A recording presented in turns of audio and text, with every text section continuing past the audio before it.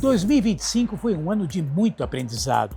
Check-up se aprofundou e mostrou que grande parte daquilo que envolve a saúde transcende o conhecimento das doenças per si. E vou além. Vai muito além de conhecer questões de nutrição e atividade da academia. Você vai ver e vai aproveitar. Confira, Check-up está no ar. Check-up Jovem Pan, com o Dr. Cláudio Lotenberg. Pensando na visão da saúde como uma medicina integral, Check-up buscou aquilo que pode trazer uma melhor coordenação entre aquilo que você quer fazer em termos de movimento. E para falar sobre medicina esportiva, ninguém melhor que o Dr. Moisés Cohen, que inclusive convidou um grande nome do atletismo brasileiro para estar presente no nosso Check-up. Confira você também. Alguns historiadores afirmam que as primeiras manifestações do esporte aconteceram na Grécia Antiga. Esculápio, deus da medicina e considerado um dos maiores médicos do período grego, criou, próximo de Atenas, um hospital que contava com um ginásio de esportes, juntando então pela primeira vez os conceitos de tratamento das enfermidades com a atividade física regular. No entanto, só lá na década de 40 é que a medicina esportiva começou a desenvolver de forma mais intensa. Na Itália, com aspectos cardiológicos, e já na Alemanha, na área da fisiologia em avaliações de intensidade. No Brasil, os primeiros departamentos especializados em esporte foram os do Esporte Clube Pinheiros, em 1967, e do Esporte Clube Banespa, em 1968. Agora, a primeira publicação na área foi feita pelo professor Mário de Carvalho Pini, o pai da medicina esportiva brasileira, com o livro Fisiologia Esportiva, em 1978. Atualmente, o estudo Demografia Médica 2025 mostrou que o Brasil conta com 1.197 especialistas em medicina esportiva que promovem a saúde e o bem-estar dos nossos atletas. Moisés, seja bem-vindo. O Brasil tem um número de médicos na medicina do esporte suficientes para aquilo que precisamos? Olha, Cláudio, a medicina do esporte, por incrível que pareça, ela é uma especialidade relativamente nova no nosso meio, como especialidade. Hoje ela é reconhecida como uma das áreas dentro do Conselho Federal de Medicina e eu acho que ainda há muito espaço, haja visto o estímulo à prática do esporte e muita coisa que está acontecendo em relação à medicina esportiva. Então, eu acho que nós ainda não temos o número suficiente de médicos do esporte em nosso meio. As pessoas sempre perguntam, fazer aquecimento e fazer alongamento, isso é importante dentro da prática esportiva? É importante. É importante o aquecimento, de certa forma, ativa a musculatura, aumenta a circulação muscular, facilita o movimento de contração. O músculo não é mais são do que fibras de um elástico que contrai e relaxam. E, obviamente, você, além de fazer o aquecimento, fazer alongamento, são duas coisas que auxiliam demais na prática do esporte, evitando lesão e, principalmente, melhorando a performance do indivíduo. Existe uma diferença entre o atleta profissional e o atleta que o faz por forma do lazer, por exemplo. Existe também diferença naquilo que você entende como sendo a reabilitação e o tratamento na dependência da característica de quem o faz enquanto esporte? Existe. Obviamente que o indivíduo que tem como esporte a sua atividade profissional principal, ele precisa estar sempre muito bem, muito inteiro e o programa de reabilitação e de fortalecimento e treinamento, ele é muito mais exigente do que num amador, num recreativo. Mas isso não quer dizer que aquele atleta recreativo não tenha que se cuidar também, porque guardadas as proporções, a exigência do atleta profissional é maior e, portanto, ele tem que se dedicar mais. Do atleta recreativo, ele exige menos, mas de um corpo que também é menos trabalhado. Então, a reabilitação é fundamental nas duas situações. Você lida sistematicamente com atletas e não é pouco o cenário ou poucos os cenários onde a gente vê que existe uma pressão por parte do retorno à atividade esportiva junto a esses atletas. Essa pressão, ela interfere negativamente? Olha, essa pressão, cada vez que nós temos frente a uma situação de atleta profissional, por exemplo, de alto rendimento, é algo que atrapalha, sim. Atrapalha porque na cabeça do atleta ele quer voltar o mais rápido possível. Muitas vezes, do ponto de vista biológico, ele não está pronto para voltar. Para o atleta recreativo, ele aceita talvez com um pouco mais de tranquilidade. Mas, felizmente, com a divulgação, com a própria mídia ajudando, eu vou te dar um exemplo muito comum. No passado, quando nós operávamos o ligamento cruzado anterior, que é uma lesão comum em um atleta de futebol, a partir de 6 meses já liberava para jogar. Trabalhos vieram mostrando ao longo do tempo que os atletas que voltam antes de 7, 8 meses têm uma incidência maior de romper o enxerto que foi feito. Então, hoje se fala em voltar em torno de 7 meses, 8 meses. E aí, recentemente, num congresso que tivemos em Madrid pela FIFA, existem trabalhos de neurocepção, de trabalhos envolvendo o comportamento neurológico com o ato do movimento, onde se fala que o indivíduo, para recuperar o controle, leva 10 a 12 meses. Então, é algo que, na prática, não dá para você ser by the book, porque o atleta realmente, quando chega com 6, 7 meses, ele está bem, ele está apto a voltar. Então, o que a gente faz? Cria-se aí um momento que se chama de transição, para que ele possa retomar um pouco a sua atividade em campo, para que, de fato, com 8 meses, ele volte a jogar com carga total. O que o Dr. Moisés está falando é que a clínica sempre é soberana. Tricampeã pan-americana e a primeira mulher brasileira a vencer uma medalha de ouro olímpica em modalidades individuais. Você agora vai conhecer a história da Malren Mage, que enfrentou desafios com lesões graves ao longo da sua carreira e contou com o auxílio do Dr. Moisés Cohen. Entre 94 e 2000 foi onde eu tive acesso ao Dr. Moisés, porque ele tinha o SET, né? Ele cuidava ali na parte de prevenção e fisioterapia do Constâncio Vaz Guimarães. E ali a gente usava, né? A gente tinha acesso. Então, aí em 2000 foi quando eu machuquei, que foi uma lesão muito grave. E lá mesmo os médicos diziam que era um caso cirúrgico, que ia ser era um caso delicado, que ia ver quanto tempo. Eles não davam prazo nem para eu voltar para as pistas. Então, foi muito ruim, frustrante para mim, assim. Então, o Dr. Moisés, além dele, eu chamo ele de anjo, né? Além de ele ser um anjo, ele me colocou de volta nas pistas num tempo recorde. De lá mesmo, a gente ligou, eu e o Nélio, a gente ligou pro Dr. Moisés, de lá de Sydney, e ele falou, vamos chegar aqui, vamos ver o grau da lesão, e eu andando de muleta para cima e para baixo, só doía a perna.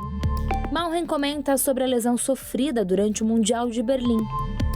Em 2009 foi talvez o momento mais difícil, talvez mais ainda do que em 2000, porque eu já tinha mais de 30 anos, tinha 33 anos, 34, já tinha completado. E a imprensa já me aposentava, então muita gente já falava assim, não, você tá velha para continuar, se você operar, você vai operar para só ter uma vida melhor. E eu não queria, e nem o Dr. Moisés queria, e nem os meus técnicos queriam. Então essa situação também foi mais complicada, porque é uma lesão grave no joelho que eu havia sentido fazia uns anos já, que estava doendo o joelho. Fiz aquele PRP, introdução de plaquetas, e não estava dando certo. Então eu voltei do Mundial e não consegui terminar o Mundial. Aí voltei, Dr. Moisés, não vai ter jeito, vamos entrar na faca. Cheguei no Brasil, no dia seguinte eu fui operada.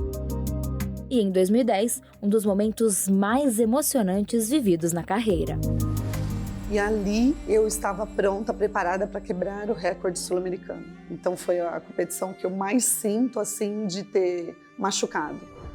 Essa daí do Centro Olímpico, porque eu estava muito bem, muito melhor que em qualquer fase da minha vida, melhor do que 2000, do que 1999, que foi onde eu saltei 7,26 no sul-americano, que eu quebrei o recorde sul-americano. Então foi onde eu mais senti, mas foi normal. Foi uma lesão que não foi cirúrgica, então foi normal. Foi uma competição que eu sabia que eu estava muito bem preparada para desbancar, assim. Mas aí tratei, voltei a competir, depois competi de novo no Ibirapuera.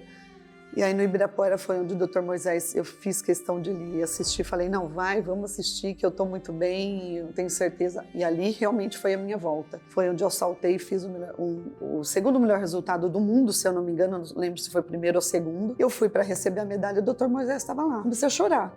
E ele começou a chorar e ninguém falava nada, a imprensa toda lá, e eu só estava agradecendo. Porque onde tinham já me aposentado, eu acreditei no meu trabalho sempre, no trabalho do Dr. Moisés, na competência dele e principalmente da equipe que estava junto comigo. Estar de volta e ter uma vida saudável depois de tudo que eu fiz, depois de tantas lesões assim, é claro que eu coloco todos os créditos pro Dr. Moisés e para a equipe dele que me fizeram e me voltaram de novo para as pistas. Emocionante, não, Moisés? Ela gosta de você e muito, mas você é um pouquinho mais detalhista. Ela não foi a única pessoa, Moisés é uma pessoa que acompanhou muita gente durante esses anos todos. Faz diferença a relação médico-paciente nessa recuperação? Olha, Cláudio, eu acho que faz toda a diferença. O caso da Mauro, em particular, eu atendo ela desde os 16 anos. Ela tem uma história muito bonita, porque ela veio do interior e, sem recursos, ela morava embaixo das escadarias do Constâncio Vaz Guimarães, que é o ginásio de Ibirapuera. Era um projeto chamado Projeto Futuro, onde lá haviam diversos atletas. E nós, criando o setor de medicina esportiva na Escola Paulista, eu tinha lá os médicos interessados, tinha o espaço, só faltava o principal, que era o atleta. E aí eu fui oferecer os nossos serviços para a Secretaria de Esportes e para o projeto, e aí começamos a atender esses atletas do Projeto Futuro. Alguns deles, como a Mauri, o Zanetti, Fabiana Mirer, Vanichi, nos deram muitas alegrias. E a Mauri, em particular, ela sempre vinha com muita lesão, muita dor no joelho, muita lesão. E, obviamente, que operar um atleta individual é muito diferente de operar um atleta que joga no esporte coletivo, porque ela tem que bater o tempo sobre ela mesma. O coletivo são mais 10 para jogar, se for futebol, ele consegue, vamos dizer, ter um rendimento um pouco menor por um tempo. E aí, com ela, a gente veio seguindo até que um dia eu estava tentando não operar, até que um dia ela realmente, como contou, abortou o salto e operamos. Mas a relação acaba sendo muito forte, porque a gente, como médico, faz o procedimento e fica torcendo para que aquilo dê certo, para que ela volte, o atleta volte à atividade. Eu já visto que, embora eu seja de um time, eu acabo torcendo por outros por conta dos atletas. Eu tive, no final do campeonato aí de jovens, né, da Copinha, eu tive um time onde tinham 8 atletas operados. Então não dá para torcer, jogando contra o meu time. Então não dá para torcer para o meu time quando eu tenho 8 garotos jogando pelo outro. Então a gente acaba vivendo isso de perto, acaba sofrendo com o atleta e a alegria de ver eles voltar para nós é uma coisa realmente impagável. E quem começa e pratica um esporte, não é infrequente que se apaixone por aquilo que está fazendo. E muitas vezes tenta até uma performance além daquilo que é possível e até mesmo necessário. Falemos dos abusos, daquilo que alguns chamam de overuse. Fala um pouco a respeito disso e o que isso pode impactar tanto organicamente, como diria até mentalmente, se começa a se repetir. Essas síndromes de overuse ou de overtraining, realmente é isso. É quando o atleta, ou quando a pessoa, não precisa ser atleta, ela resolve se dedicar especificamente a determinado esporte e vai além daquilo que o corpo dela tolera. E aí você pode ter repercussões de toda ordem. Pode ser uma sobrecarga num tendão, uma sobrecarga na musculatura, pode ter as chamadas fraturas por estresse. E aí isso acaba muitas vezes tirando essa pessoa da sua atividade. Então, a cena de chegar alguém no consultório com uma síndrome de overuse, a gente tem que falar, olha, você vai ter que ficar parado 1 mês, 2 meses, e essa pessoa começar a chorar na sua frente, é uma coisa relativamente frequente. Porque a necessidade de praticar o esporte, porque gosta, e hoje está muito na moda. Então, pessoas, por exemplo, que não faziam esporte, acabam se estimulando. Por exemplo, corrida de rua. Era um esporte que até um tempo atrás era para pessoas mais maduras que já não conseguiam mais jogar futebol, esporte competitivo, seus 30, 40 anos, vamos correr. Hoje você pega a garotada de 15, 18, 20 anos, praticando corrida de rua. Beach tênis. Geralmente mulheres que nunca fizeram nenhuma atividade mais impactante resolvem jogar beach tênis. E aí ela não joga meia hora. Elas acabam jogando horas durante o dia. No final do dia, ou no final da semana, ou do mês que seja, ela vai ter, com certeza, alguma síndrome de sobrecarga. E isso vai acabar tirando ela de campo, da quadra. Coisa comum de fim de ano, balé. Então as meninas que dançam balé, quando chega na época aí de novembro, começo de novembro, chove bailarina no consultório. Por quê? É quando elas têm que fazer um super treinamento, ensaios de horas para se apresentar em dezembro, que é geralmente o final da temporada. E aí elas têm lesões por sobrecarga, muitas delas acabam não conseguindo fazer a apresentação final porque tiveram sobrecarga um mês antes. Então é algo que é difícil da gente tratar, é difícil do paciente aceitar, porque até alguns segundos antes ele era exemplo de saúde e muitas vezes esses pacientes acabam realmente tendo problemas psicológicos e depressões por conta de não poder dar continuidade àquilo que ele se estimulou e aprendeu a gostar. Osteoporose e osteoartrose. Muita gente confunde, mas são entidades totalmente diferentes. E nós vamos aprofundar, e para isso convidamos o Dr. Dan Oizerovici, que certamente vai tirar suas dúvidas, ensinar e melhorar para que você possa lidar melhor com essas circunstâncias. Dan, o que é a osteoartrose? Veja, você falou muito bem, Cláudio, quando você começou a falar sobre longevidade. Com a longevidade, ou seja, no decorrer do tempo, o que acontece com as articulações e, na verdade, com o corpo inteiro, sofre um processo de desgaste. Quando você fala do desgaste de uma articulação, você vai falar em artrose. Osteoartrose ou osteoartrite são basicamente sinônimos. A articulação no processo de osteoartrose, ela tem um desgaste da cartilagem que reveste o osso. A articulação normalmente são dois ossos que têm movimento. Neste movimento, para que ele se torne mais leve e mais fluido, existe uma cartilagem. Esta cartilagem, com o tempo, pode ou não desgastar. Quando há um desgaste da cartilagem, a gente chama de artrose ou osteoartrose. E por que é chamado de uma doença silenciosa? Porque, na verdade, ela é completamente assintomática. A artrose não tem sintomas. A artrose só vai ter sintomas a partir de um processo de desgaste mais importante, quando o joelho começa a apresentar rigidez, dor, inchaço. Mas nas primeiras fases da artrose, ela é completamente assintomática. Você não sente absolutamente nada. E você falou do joelho, mas existem outras articulações afora o joelho que são comumente afetadas? A osteoartrose ou artrose, ela pega o corpo inteiro. Então você vai ter artrose da coluna, artrose dos ombros, artrose das mãos, os nódulos de Ehlers-Danlos, quando você vê aquelas pessoas que têm as mãos deformadas. Você vai ter artrose dos joelhos, artrose do quadril, do pé, tornozelo. Ou seja, todas as articulações do corpo sofrem artrose. Na coluna, sofrem artrose. E essa artrose, então, é um processo de desgaste assintomático no início. E depois começa a dar dor, inchaço, incapacidade funcional. E o que é a osteoporose? Veja, essa é uma pergunta muito frequente no consultório. Doutor, eu tenho osteoporose ou eu tenho osteoartrose? A osteoporose, ela também é assintomática, que nem a gente estava falando o que é osteoporose, então é uma perda da mineralização óssea. É um osso que tem menos cálcio, fica mais porótico. Para a gente comparar então com um tijolo, que normalmente ele teria 1 kg de argila, se ele tiver 800 gramas, vamos dizer que ele está osteopênico. Se ele tiver 600 gramas, vamos falar que ele está osteoporótico. Em consequência, ele vai ter mais facilidade para sofrer uma fratura. A osteoporose não dói, é assintomática e os primeiros sintomas podem ser uma fratura. Mas como é que você faz o diagnóstico antes de ter essa fratura? Veja, em exame de check-up, normalmente em pessoas a partir de uma certa idade, mulheres principalmente, você pede uma densitometria óssea. E a densitometria óssea vai evidenciar se existe uma osteoporose, se existe uma osteopenia ou se existe uma calcificação normal dos ossos. A osteopenia seria o quê? A osteopenia é a primeira fase da osteoporose, é uma pequena perda de cálcio ósseo.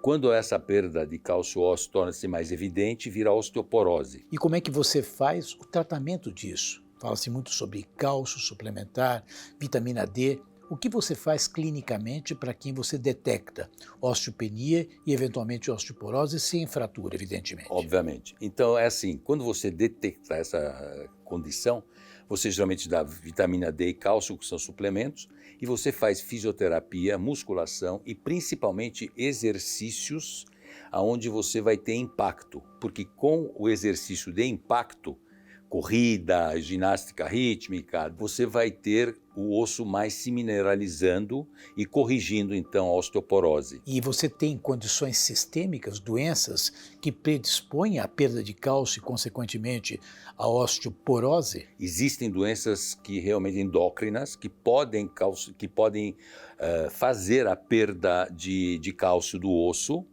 e você ter uma osteoporose. Mas a osteoporose e a perda de cálcio é algo natural do envelhecimento, mesmo sem doenças? É algo natural de envelhecimento, mesmo sem doenças. É mais frequente em mulheres do que em homens. É uma coisa que acontece a partir dos 50 anos, 45, 50 anos. Piora com o climatério, piora com a menopausa.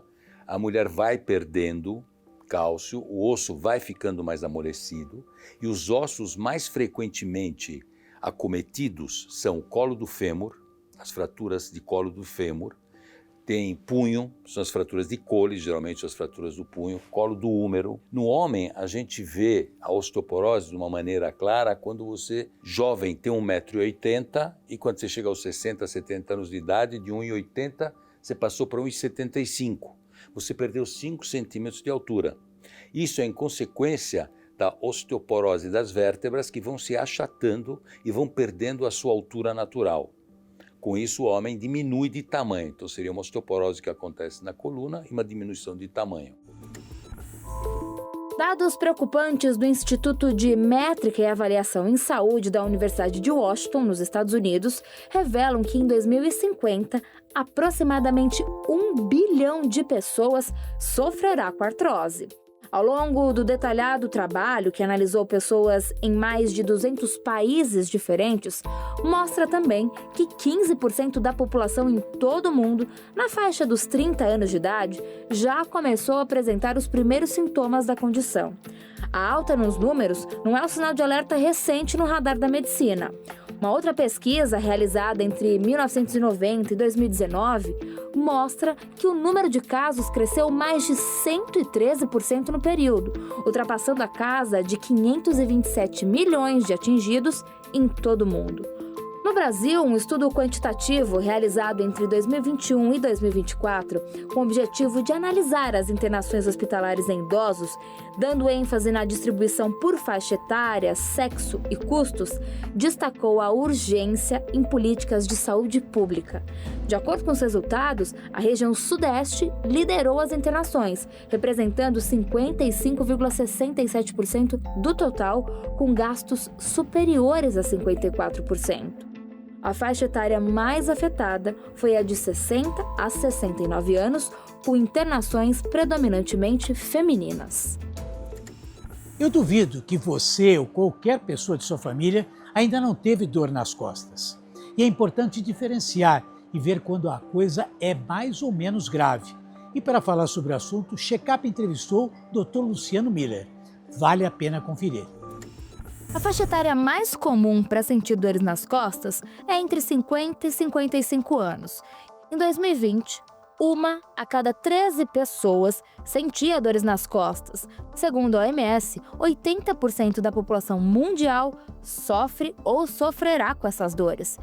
Ainda de acordo com a Organização Mundial da Saúde, em 2020, quase 620 milhões de pessoas em todo o mundo foram afetadas com essas dores. Esse número, inclusive, pode crescer até 2050 e chegar à marca de 843 milhões de casos. Luciano, quais são as principais causas de dor nas costas? Então, é importante entender, quando a gente fala de dor nas costas, que a dor nas costas não é uma doença, é um sintoma de muitas afecções que podem ser, na maioria dos casos, na própria coluna vertebral. Quando a gente fala coluna vertebral, estamos falando do disco intervertebral, ligamento, articulações e musculatura. Mas também não podemos esquecer que fora a coluna vertebral, ao lado, tem estruturas adjacentes, outros órgãos como rim, pâncreas, intestino, pulmão, que também podem cursar com sintoma de dor nas costas, e isso geralmente com desdobramentos muito mais sérios. Então é importante quando a gente tem um paciente de dor nas costas que não melhora, a gente pensar mais globalmente nas possibilidades de diagnóstico.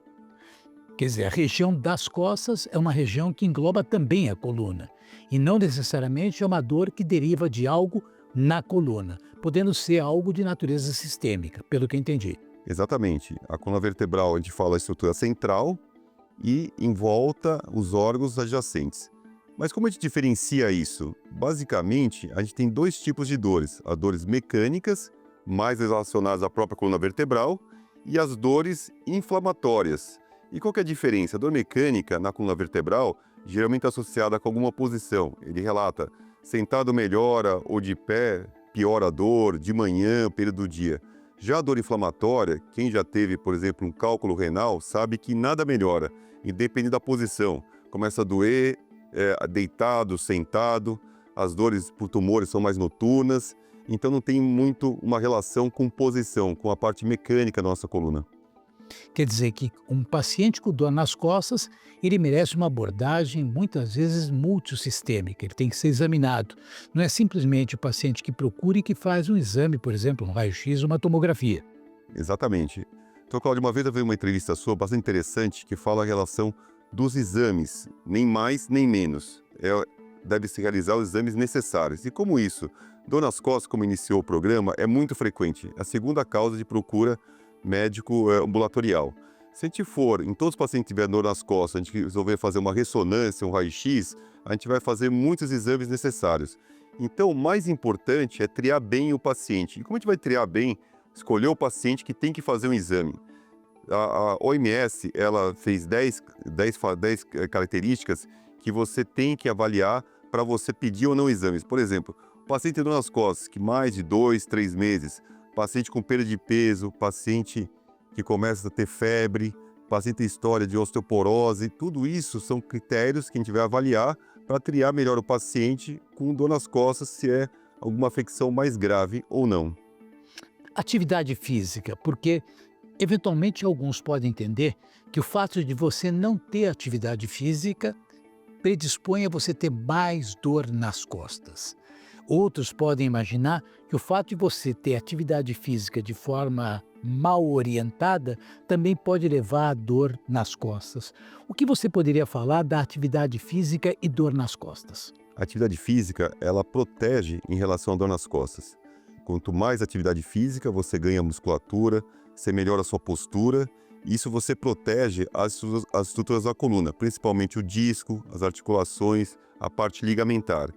Hoje a gente sabe que quem não faz atividade física acaba, ao longo do tempo, cursando com mais dor, porque você perde a musculatura, que é um suporte da coluna vertebral, e com isso você tem mais pressão no disco, nas articulações e nos próprios ligamentos da coluna vertebral, podendo, ao longo do tempo, ter mais dor.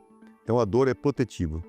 Quer dizer, na realidade, quando você faz atividade física, você está fortalecendo todo um arcabouço que, a rigor, diminuirá algum tipo de sobrecarga e, consequentemente, a dor que você poderá ter nas costas. É correto esse meu entendimento? É bem correto. Eu acho que quando faz atividade física, você vai ter mais musculatura e vai proteger a sua coluna vertebral. A gente sabe hoje, se a gente colocar assim, hoje tem uma pandemia, epidemia de dor nas costas. E por que isso acontece? Se a gente colocar no passado e colocar atualmente como a vida nossa do dia a dia, o que aconteceu? A gente está mais sedentário, mais tempo sentado, com isso o sobrepeso da população média aumentou, tudo isso vai causando mais pressão nas estruturas da coluna, principalmente no disco da coluna, nas articulações, e isso vai cursando com mais dor. Então a atividade física, nada mais que ela ajuda a perder peso indiretamente e ganhar musculatura. Então tudo isso vai protegendo a sua coluna vertebral, tendo menos dor. E Checkup fica por aqui. Agradecemos a todos aqueles que fizeram com que 2025 fosse um momento especial dentro da nossa programação. 2026, seguiremos participando e informando você. Caso você queira escrever, sugerir, trazer qualquer tipo de posicionamento, confira drclaudio@jovempan.com.br. Checkup Jovem Pan, com o Dr. Cláudio Lotenberg. A opinião dos nossos comentaristas não reflete necessariamente a opinião do Grupo Jovem Pan de Comunicação. Realização Jovem Pan News.